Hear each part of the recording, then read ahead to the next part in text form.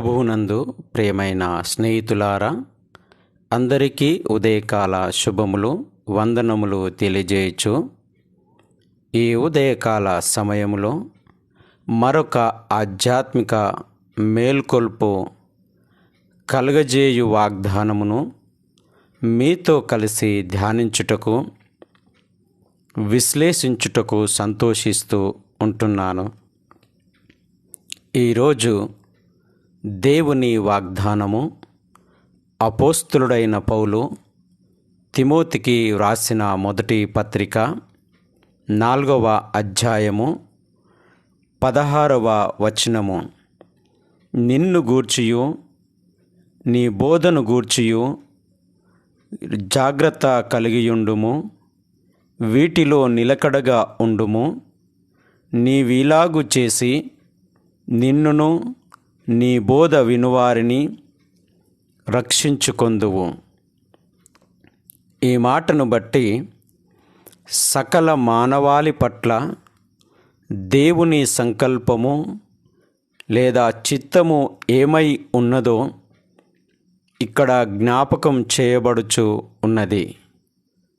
దేవుని కృపను బట్టి దేవుడు వారికి అనుగ్రహించినటువంటి జ్ఞానమును నడిపింపును బట్టి గొప్ప బోధకులుగాను వాక్యోపదేశకులుగాను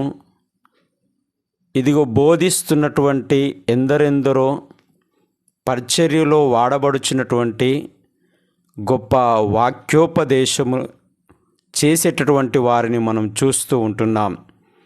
అందును బట్టి సంతోషిస్తూ ఉంటున్నాను. కానీ కేవలము బోధకులుగానే చెప్పువారుగానే మిగిలిపోతున్నారు. కానీ జీవించడము ఆదర్శవంతంగా మాదిరిగా ఉండలేనటువంటి స్థితిని మనం గమనిస్తూ ఉంటున్నాం.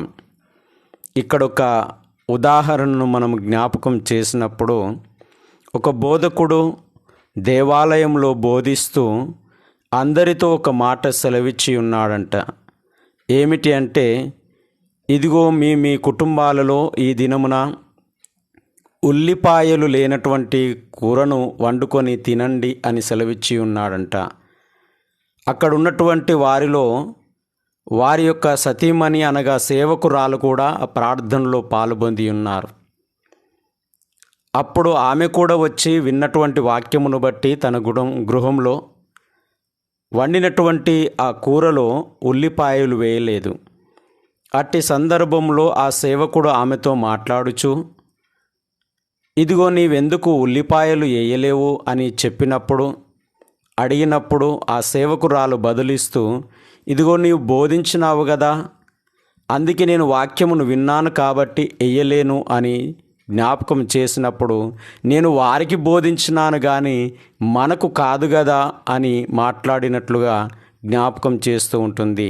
నిజమే, ఈ దినమున కేవలము ఇదిగో ఇతరులకు బోధిస్తున్నటువంటి బోధకులమే, మేము పరిచారకులమే, ఇదిగో మాకు జ్ఞానం ఉన్నది, మాకు తెలివి ఉన్నది, మాకు బైబిల్ గురించి తెలుసు అని బోధించేటటువంటి పెద్ద పెద్ద స్టేజీల మీద నిలబడేటటువంటి లక్షణాలు కలిగి జీవించగలుగుతున్నారే. కానీ నిజ జీవితాలు అనేటివి, ప్రవర్తన అనేటిది ఆదర్శంగాను మాదిరిగాను ఇతరులు అనుసరించే విధంగాను ఉండలేకపోతున్నటువంటి సంఘటనలు ఎన్నో మనము నేడు సమాజంలో ఈ లేదా విశ్వాస జీవితమును నడిపించబడుచున్నటువంటి వ్యక్తుల ద్వారా మనం చూడలేకపోతూ ఉంటున్నాం. అందుకే ఇలాంటి సందర్భముని బట్టి ఇదిగో బోధించుటలోను గద్దించుటలోను హెచ్చరించుటలోను సరిదిద్దుటలోను సేవకులుగా పిలువబడుచున్నటువంటి నీవు జాగ్రత్తగా ఉండవలను అని ఈ దినము వాగ్దానము మనము జ్ఞాపకం చేయబడుచు ఉంటుంది. ఎందుకంటే హెచ్చరించడానికి, గద్దించడానికి, సరిదిద్దడానికి సేవకుడిగా పిలువబడినటువంటి నీవు ఇదిగో దేవుని సంకల్పంలో కూడా సరిదిద్దబడాలి, ఇదిగో హెచ్చరింపబడాలి, లేదా నీ జీవితమును గురించి నీవు గద్దించుకొని ఇదిగో జాగ్రత్తగా ఉండాలి అనేది దేవుని వాక్యము జ్ఞాపకం చేయబడుచు ఉంటుంది. అందుకే అపోస్తుడైనటువంటి పౌలు తిమోతికి ఈ పత్రికను వ్రాస్తూ ఆయనకు జ్ఞాపకం చేస్తూ ఉంటున్నాడు. ఏమని జ్ఞాపకం చేస్తున్నాడనే మాటను మనం చూసినప్పుడు 14వ వచనం అక్కడ జ్ఞాపకం చేయబడుచు ఉంటుంది. పెద్దలు హస్త నిక్షేపణము చేయగా ప్రవచన మూలమున నీకు అనుగ్రహింపబడి నీలో ఉన్న వరమును అలక్ష్యము చేయకుము. ఎవరైతే నిన్ను సేవా పరిచర్య కొరకు ఎన్నిక చేసుకొని, ఎవరైతే నిన్ను ఏర్పాటు చేసుకున్నారో, లేదా ఏ దేవుడైతే నిన్ను పిలిచి నిన్ను బలపరిచి ఉన్నాడో ఆ వరాన్ని నీవు నిర్లక్ష్యము చేయకు, అలక్ష్యము చేయకు. ఎందుకంటే ఆ వరమును నీవు అభివృద్ధి చేసుకోవడం ద్వారా, అభివృద్ధి పొందడం ద్వారా అందరికీ తేటగా కనబడు విధంగా నీ అభివృద్ధి ఉండాలి అనేది ఇక్కడ జ్ఞాపకం చేస్తూ ఉంటున్నాడు. అలాగే నిన్నును నీ బోధన గురించి జాగ్రత్త పడుమని ఇదిగో పిలువబడినటువంటి కాపరిగా లేదా సేవకునిగా లేదా బోధకునిగా పరిచారకునిగా ఎన్నిక చేయబడినటువంటి ఇదిగో తిమోతిని హెచ్చరిస్తూ లేదా జ్ఞాపకం చేస్తూ బలపరుస్తున్నట్లుగా మన జ్ఞాపకం చేయబడుచు ఉంటుంది. ఎందుకంటే ఉపదేశము అనేది చాలా ప్రాముఖ్యమైనది, ప్రభావితము చేయగలిగినది. నీ ఒక మాట మాట్లాడుతున్నావు అంటే అది సంఘములో కానీ సమాజములో కానీ ఎంతో విలువైనది, పవిత్రతను కలిగి ఉన్నటువంటిది. కాబట్టి పవిత్రతను కలగజేయగలిగిన ఇదిగో ప్రాముఖ్యమైనటువంటి మానవ జీవితాలను ప్రభావితము చేయగలిగిన ఈ మాటలు బోధిస్తున్నటువంటివి చాలా అత్యున్నతమైనవని జ్ఞాపకం చేస్తూ ఉంటున్నాడు. అందుకే అపవిత్రమైనటువంటి విధానంలో జీవిస్తూ సరి అయిన బోధలను చేయలేవు.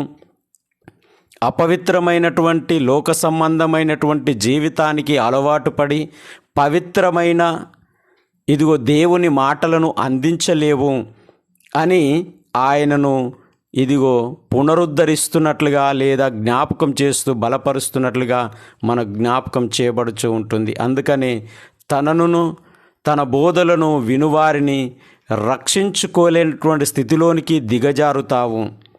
కాబట్టి వారి యొక్క రక్షణకు లేదా వారి యొక్క నాశనానికి నీవే కారణము. కాబట్టి నిన్ను నీ బోధ వినువారిని నీవు రక్షించుకొనడానికి నీ బోధలను గురించి, నీ జీవితమును గురించి, నిన్ను గురించి నీవు జాగ్రత్తగా ఉండు అని హెచ్చరిస్తున్నట్లుగా జ్ఞాపకం చేస్తూ ఉంటుంది. ప్రియా బోధకుడా లేదా బోధకురాలా, సేవకుడా సేవకురాలా, నిన్నును మొదటిగా కాపాడుకోగలుగుచున్నావా? నీ బోధ వినువారిని నీవు రక్షించుకోగలుగుతున్నావా అని ఈ దిన వాగ్దానం జ్ఞాపకం చేస్తూ ఉంటుంది. విశ్వాసి, నీ విశ్వాసమును నువ్వు కాపాడుకోగలుగుతున్నావా? నీ విశ్వాస సంబంధమైనటువంటి ప్రవర్తనను నీవు కాపాడుకోగలుగుతున్నావా అని ఈ దిన వాగ్దానం జ్ఞాపకం చేస్తూ ఉంటుంది. ప్రియా సహోదరి, ప్రియా సహోదరులారా, నీవు ఒక సేవకుడవై ఉండవచ్చు, సామాన్యమైనటువంటి విశ్వాసివైన ఉండవచ్చు. నీ ప్రవర్తన అనేది, నీ మాటలు అనేటివి, నీ బోధలు అనేటివి, నీ జీవిత విధానము అనేది నిన్ను అనుసరించేటటువంటి వారిని, లేదా నిన్ను ఆదర్శవంతంగా తీసుకునేటటువంటి వారిని, లేదా నిన్ను మాదిరిగా తీసుకొని తన జీవిత విధానమును సరిచేసుకోవాలనేటటువంటి నీపైన దృష్టి కలిగినటువంటి వారిని రక్షించగలిగినటువంటి, లేవనెత్తగలిగినటువంటి విధంగా నీవు నీ జీవితాన్ని అభివృద్ధి చేసుకోగలుగుతున్నావా? నీ బోధలను నాణ్యమైనవిగా మార్చుకోగలుగుతున్నావా? నీ ప్రవర్తన పవిత్రమైనదిగా తీర్చిదిద్దుకోగలుగుతున్నావా? నిన్ను నీవు జ్ఞాపకం చేసుకోవాలని జ్ఞాపకం చేయబడుచు ఉంటుంది. ఒకవేళ నీవు బోధించువాడుగానే ఉంటే, ఒకవేళ నీవు చదువువానుగానే ఉంటే, ఇదిగో ఇతరులను రక్షించలేనటువంటి జీవితమును నువ్వు కలిగి ఉండకపోతే, ఇదిగో వారి నాశనానికి కానీ వారి జీవితాలకు కానీ ఉత్తరవాదివి నీవే అనేది జ్ఞాపకం చేయబడుచు ఉంటుంది. కాబట్టి ఈ ఉదయకాల సమయమున నిన్ను, నీ బోధ వినువారిని రక్షించుటయే దేవుని సంకల్పము అని జ్ఞాపకం చేస్తూ ఉంటుంది. నిన్ను రక్షించుకున్నావు, నీ బోధ వినువారిని రక్షించు. ఇదిగో నీవు బోధిస్తూ ఉంటున్నావు, బోధలో ఇదిగో గర్వపడక, ఇదిగో నీవు ఇచ్చినటువంటి ఆ వరాన్ని, నీకు అనుగ్రహించబడినటువంటి ఆ బోధ విధానాన్ని నీవు నిర్లక్ష్యము చేయకుండా జాగ్రత్తగా ఉంటూ నీ జీవితాన్ని కొనసాగించు అని జ్ఞాపకం చేయబడుతూ ఉంటుంది. దేవుడి మాట దీవించి ఆశీర్వదించునుగాక. పరిశుద్ధుడా, ప్రేమగల తండ్రి, ఉదయకాల సమయమును బట్టి మీకు వందనాలు చెల్లిస్తూ ఉంటున్నామయ్యా. నిజమే ప్రభువా, మేము అనేకులము బోధకులుగా పిలువబడుతున్నాము, కానీ మమ్మల్ని మేము రక్షించుకోలేనటువంటి నిస్సహాయ స్థితిలో ఉన్నటువంటి వారుగా ఎంతోమంది ఉండవచ్చు. లేదా మా బోధలు వినుతున్నటువంటి వారికి ఆదర్శవంతంగా మాదిరిగా జీవించలేని బలహీనులుగా ఉండవచ్చు. దయతో ఈ దినమున మా జ్ఞాపకం చేసినందుకు మీకు వందనాలు చెల్లిస్తూ ఉంటున్నాం. మమ్మల్ని మేము రక్షించుకొనుచు మా బోధ వినేటటువంటి వారిని కూడా రక్షించేటటువంటి, బలపరిచేటటువంటి, ఇదిగో లేవనెత్తగలిగినటువంటి, ఇదిగో అన్యాయము, ఈ లోక సంబంధమైనటువంటి చీకటి బ్రతుకుల నుంచి విముక్తి, విడుదల కలిగించేటటువంటి బోధలను బోధించేటటువంటి సేవకులుగా మీరు బలపరుచుతున్నందుకు మీకు వందనాలు చెల్లిస్తూ ఉంటున్నాం. ఉదయకాల సమయమున కన్నీళ్లతో ఉన్నటువంటి బిడ్డలను, దుఃఖముతో ఉన్నటువంటి బిడ్డలను, కుటుంబ సమస్యలతో, ఆర్థిక ఇబ్బందులతో, శాంతి సమాధానమును కోల్పోయి బాధలు అనుభవిస్తున్నటువంటి బిడ్డలను, అనారోగ్యములకు గురి చేయబడి తీరని రోగముల చేత అప్పుల బాధతో బాధపడుచున్నటువంటి బిడ్డలను మీ కృపగల హస్తముల కిందికి తీసుకొని వస్తూ ఉంటున్నాం. వారి కన్నీరును తుడవండి, వారి కష్టములను తీసివేయండి, వారి అనారోగ్యములను తీసివేసి, సమస్యలను తీసివేసి సంపూర్ణ ఆరోగ్యమును, ఆశీర్వాదమును మీ నామములు అనుగ్రహించి దినదీవెనలతోనూ ఆశీర్వాదములతో నింపుమని యేసయ్య పరిశుద్ధ నామమున ప్రార్థించి అడిగి వేడుకొనుచున్నాము తండ్రి. త్రియేక దేవుని యొక్క దీవెన, ఆయన నిత్య సమాధానము మనందరికీ తోడు నీడై ఉండి దీవించి ఆశీర్వదించునుగాక. ఆమేన్.